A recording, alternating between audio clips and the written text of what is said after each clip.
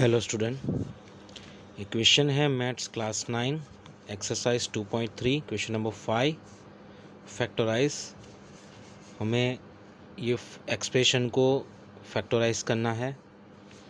ये 4 टर्म वाला एक्सप्रेशन है।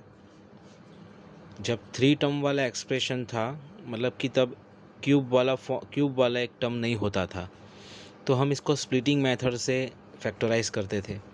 पर यहाँ पे 4 टर्म है, तो मुझे किसी भी एक टर्म को अलग से फैक्टराइज निकालना पड़ेगा और बाकी के 3 के लिए फिर अलग से उसके 2 फैक्टर्स निकलेंगे।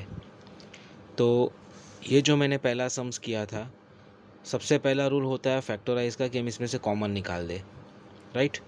पर यहाँ अगर मैं कॉमन निकालने जाऊँगा तो इसमें से तो कॉमन निकलेगा, पर ये 2 टर्म में से कॉमन नहीं निकलेगा। तो यहाँ 1 कॉमन निकलेगा, पर 1 कॉमन निकालने के बाद जो बाकी का टर्म बचता है वो जो ये टर्म मिलता है वही ये टर्म होना चाहिए, पर ये वो टर्म नहीं निकलेगा इस क्वेश्चंस के अंदर। तो ये क्वेश्चंस की मेथड थोड़ी अलग है। इस क्वेश्चंस को पहले इसी तरह से आपको सॉल्व करना है। जब इस तरह से सॉल्व नहीं होगा तो फिर इसको अलग मेथड से सॉल्व करेंगे। तो बेटर है कि पहले से ही इसको ये मेथड से सॉल्व करते हैं। इसकी मेथड और ये सम्स की मेथड दोनों अलग अलग है। सबसे पहले हमें ये एज्यूम कर देना है कि x+1 फैक्टर है इस एक्सप्रेशन का, इस पोलिनोमियल का। So let x+1 is a factor of px। px का मतलब ये जो पूरा पोलिनोमियल है वो, अगर x+1 फैक्टर है तो x+1 equal to 0। So x equal 0 minus 1, x equal -1। तो x की वैल्यू है -1। मुझे x की वैल्यू -1 है। हमने ये जो लिखा है ना x+1 is the factor of px, तो वो सिर्फ एक एज्यूमेंट है। अभी ये कंफर्म नहीं है कि x+1 इसका फैक्टर है या नहीं। उसका कंफर्म तब होगा जब हम ये मेथड करेंगे।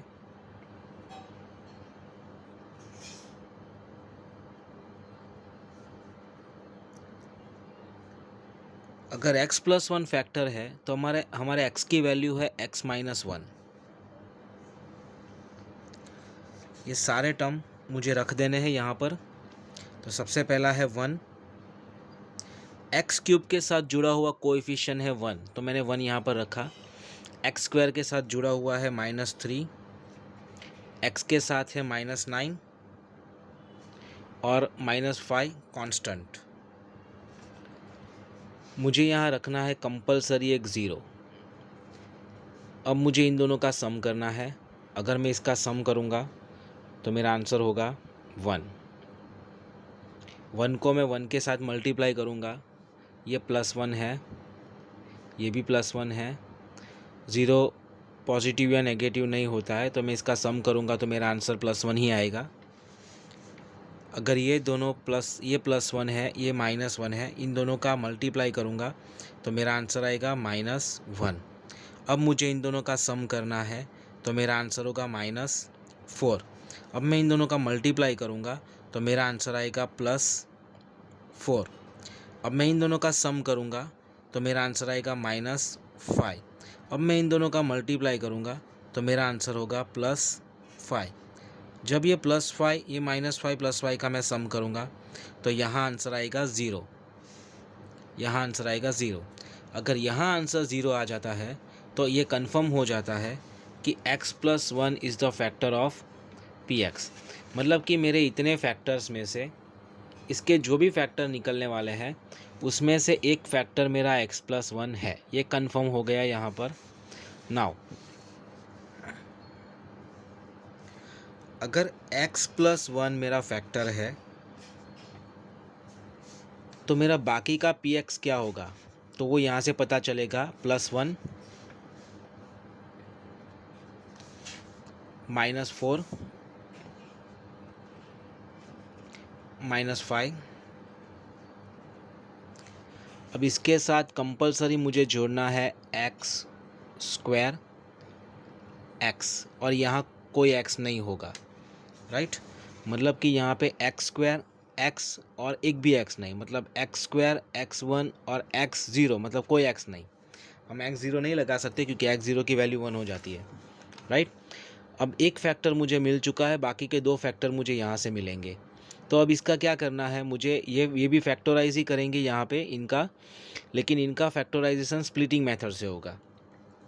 सो x + 1 एज इट इज़।